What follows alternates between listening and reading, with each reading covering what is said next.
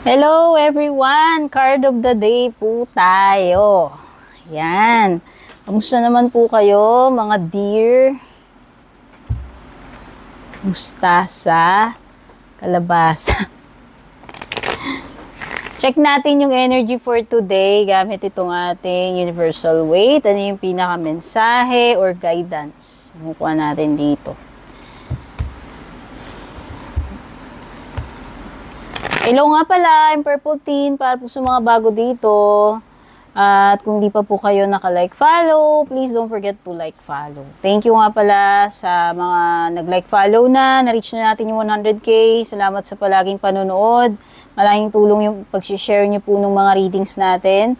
Special shout out to Miss Yoli Soliman, being my number 1 star, top 1 sa aking mga star senders. Yan.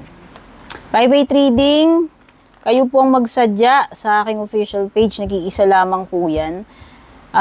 Pag merong nag-add friend sa inyo na unang mag-message, hindi po ako yun. Never ko pong gagawin yun. Yun po yung mga gumagaya sa akin na mga impostor. Kaya mag-iingat po kayo dun. Okay? So, start na tayo. Start tayo. Kuha tayo ng random card. Ito yung na-pull natin. This is the Ten of Pentacles in reversed position. Okay.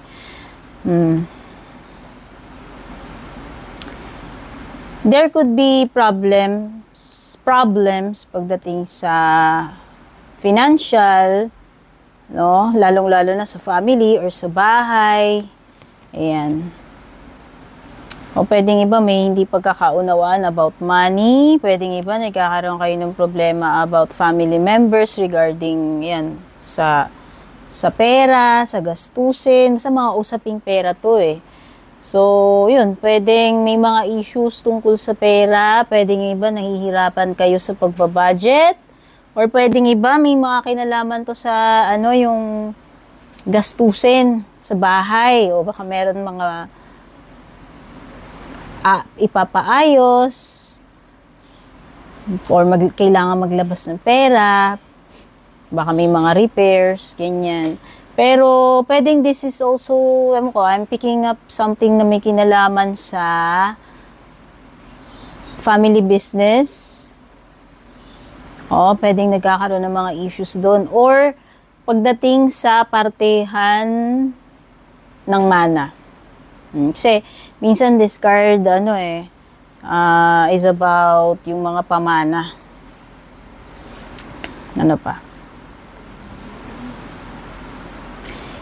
Card ng instability to, since ito ay nasa reversed position. So, pwedeng iba dito, pwedeng hindi kayo financially stable right now.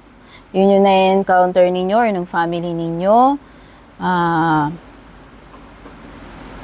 Pwedeng iba nagkakaroon ng issues about yun, mga magkakamag-anak, family members, mag-asawa, or sa anak. Pwedeng yung iba, this is a problem pagdating sa pagtataguyod ng pamilya.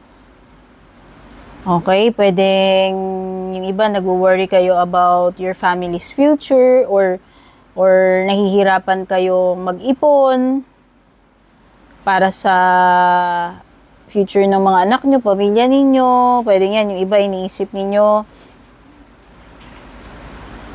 gusto nyo bigyan ng magandang future yung pamilya ninyo, kaya lang hindi sapat yung kinikita nyo right now dito sa current na trabaho nyo or pinagkakakitaan ninyo. So, some of you, maaaring kailangan pang magkawatak-watak yung pamilya, kailangan pang mag-abroad para lang, alam mo yun, makipagsapalaran sa abroad para lang ma-provide yung needs ng family or makapag-ipon, ma-secure yung future, like yung pang-college, etc. No? Sometimes this is a card of settling down. So, pwedeng iba sa inyo, wala pang plans. Or pwedeng ikaw may plano pero yung jowa mo, wala pang plano mag-asawa, magbuo ng pamilya kasi hindi pa nga ganun ka-stable, hindi pa prepared, hindi pa ready. So, may mga matters tungkol doon. Sometimes, basta this is a card of instability. So, whether ang pinag-uusapan natin dito yung current state ng financial mo, or yung career mo, or yung relationship mo, it could be anything. As long as kung saan po kayo nakaka-relate. Okay? If this is a person you're dealing with, pwedeng an earth sign, Taurus, Virgo, or Capricorn. Okay? Basta, this is something na hindi magtatagal. Kumbaga, hindi to pang long term. Kung ito ay relationship, career, etc. Okay? So, yun po yung mga napulot kong mensahe para sa inyo.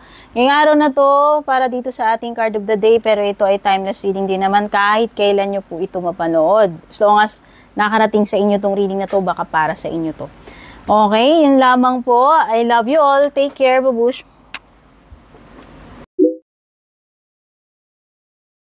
And kung balak nyo pong mag-book or mag-inquire ng personal readings ko, basahin nyo lamang po itong nakasulat sa screen or yung nakalagay sa description.